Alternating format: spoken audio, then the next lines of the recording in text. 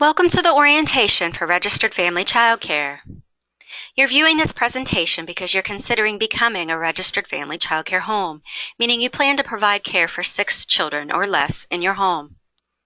The purpose of this presentation is to familiarize you with the regulations that are involved in this type of care and how to complete the application process.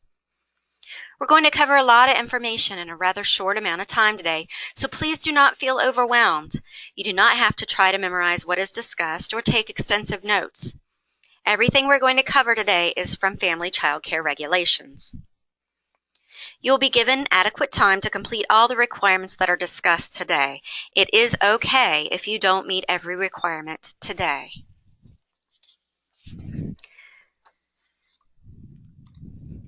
Let's discuss some general requirements about becoming a registered family child care home.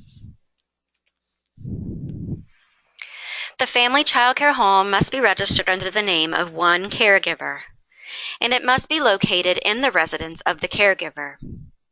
That means you must care for the children in your own home, not their home or someone else's home. A caregiver cannot operate longer than 18 consecutive hours in a 24-hour period. You must have 6 consecutive hours without children in your care.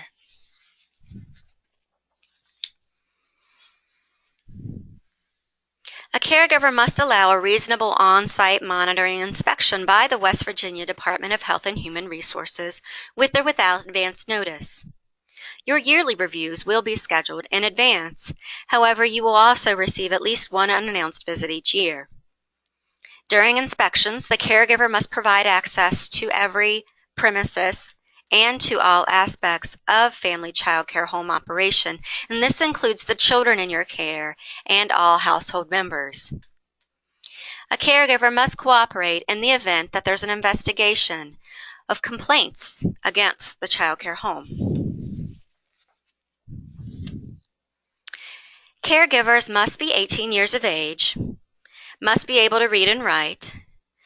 They must also ensure that alcoholic beverages or illegal substances are not used and that no one present in the home is under the influence of those substances during the time that children are in your care. A caregiver must keep information about children in care and their families confidential, except for when required to report to DHHR.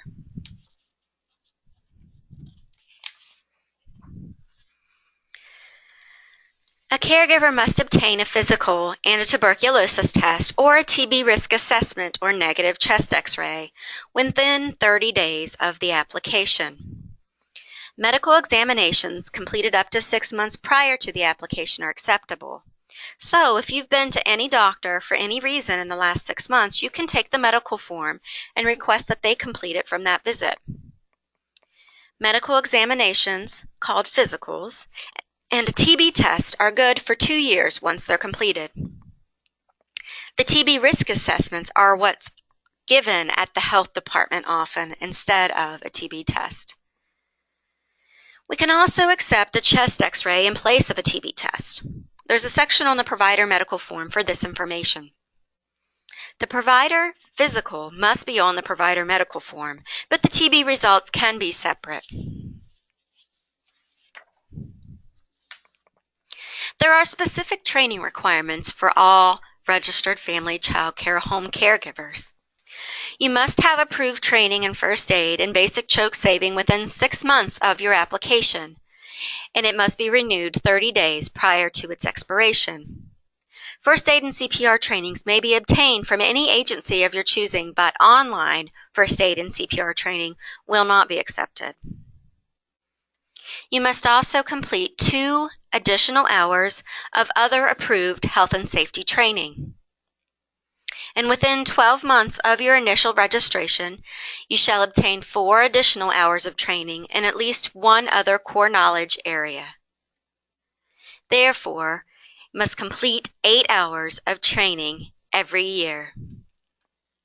A caregiver is also required to complete their training records and maintain them at all times.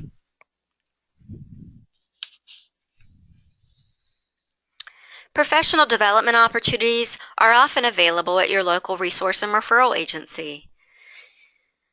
You'll also receive other training information throughout the year that regarding statewide provider trainings or other conferences. You may obtain trainings from any source that you choose, including online training. However, if you choose a training that is not a West Virginia STARS registered training, you will need to check with your regulatory specialist to ensure that the training has been approved.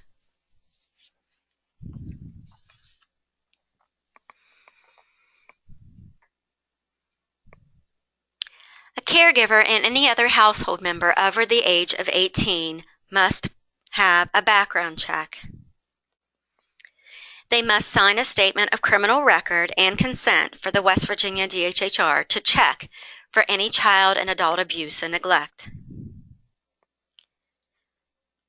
Background check forms will be included in the initial packet that you are sent. Once your completed packet is returned to the address included in the packet, you'll be sent information on how to have fingerprinting completed. You must submit fingerprints for the criminal background check to be done at the time of your application and at least every 5 years after. You must report any arrests, charges, indictments, and convictions of caregivers and any other household members to the West Virginia DHHR regulatory specialist within 24 hours of their occurrence. Please note that the National Sex Offender Registry will also be checked for all adult household members.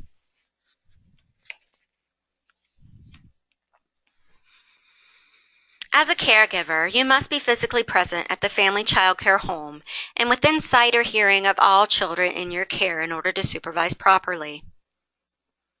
The caregiver must observe children that are laying in cribs or playpens every 15 minutes.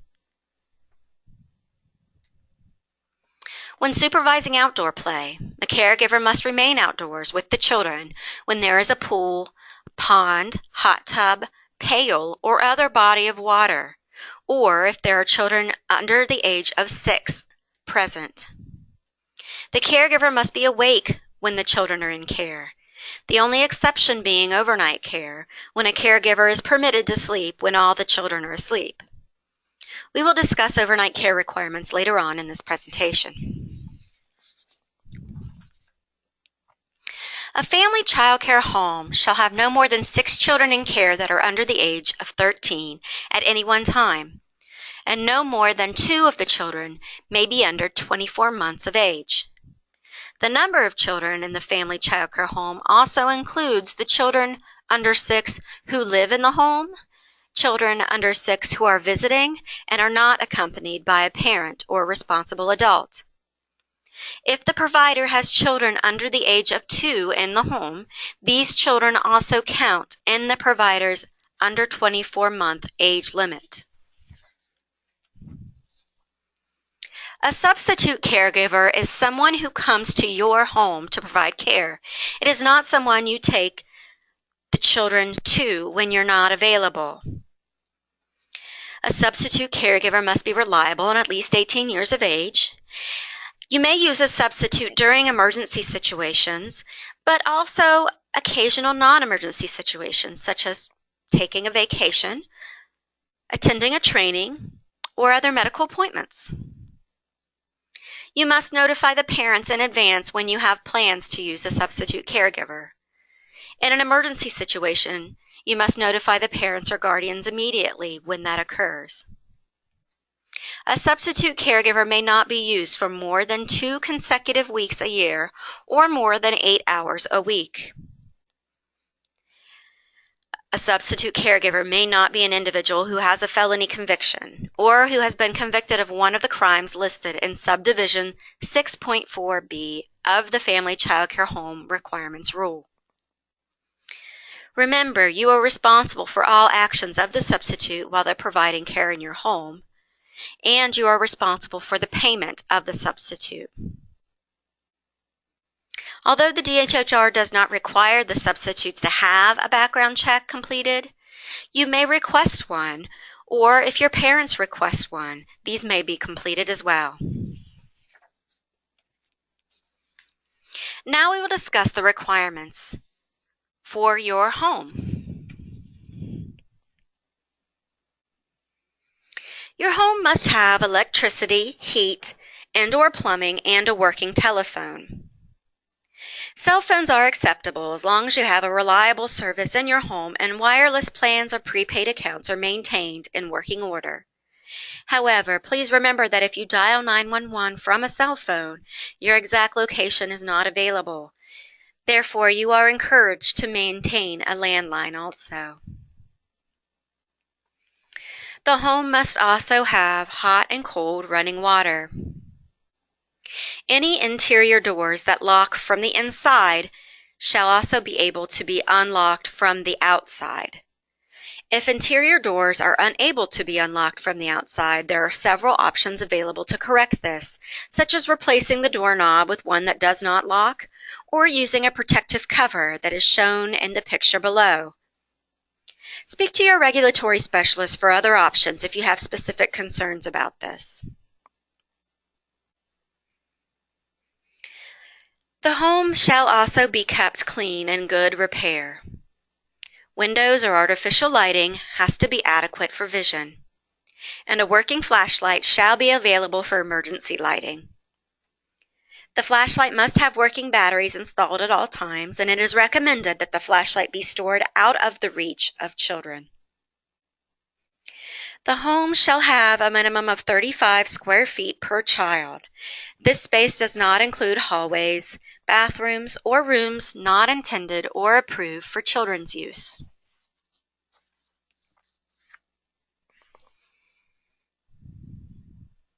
Indoor and outdoor stairways, hallways, and exits shall be open and unobstructed. Stairs of 4 or more steps shall have hand railings when children under the age of 5 are in care. And safety gates shall be provided at the top and bottom of stairs when infants and toddlers are in care. If you have open stairways, such as the one in the picture at the top, this makes gate placement difficult. So please check with your regulatory specialist for assistance in this matter. Gates and handrails must be applied to indoor and outdoor stairways. If you're not using the upstairs for the care of children under 24 months, you do not need a gate at the top, just the bottom. Pressure-mounted gates shall not be used at the top of the stairs. The gate at the top of the set of the stairs must be attached to the framework, such as indicated in the picture at the top.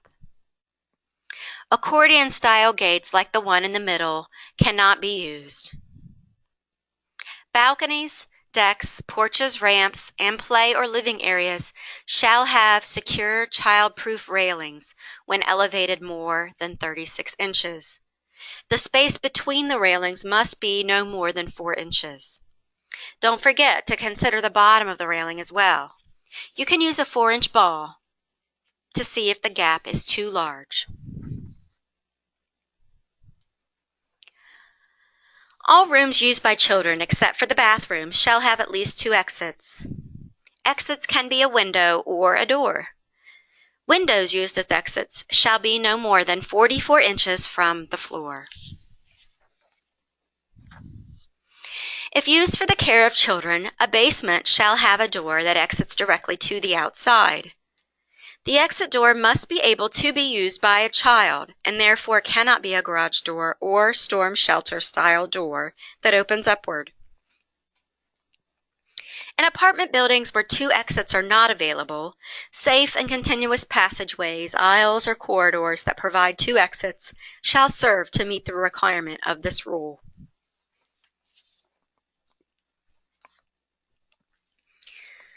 Please note that if you do not own your residence, you will need to check with your landlord or the property owner to make sure you're permitted to operate a child care business in your home.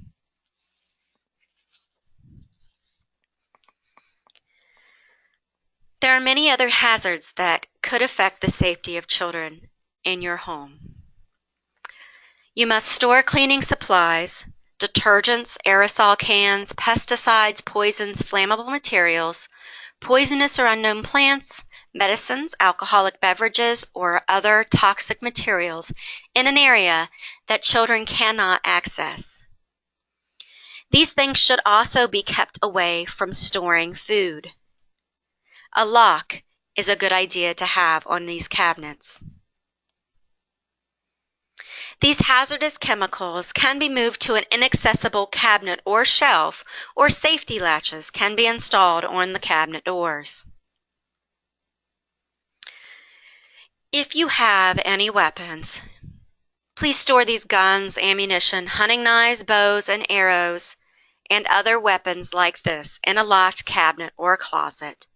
The room where the weapons are located can also be locked if a cabinet, locking case, or closet is not available.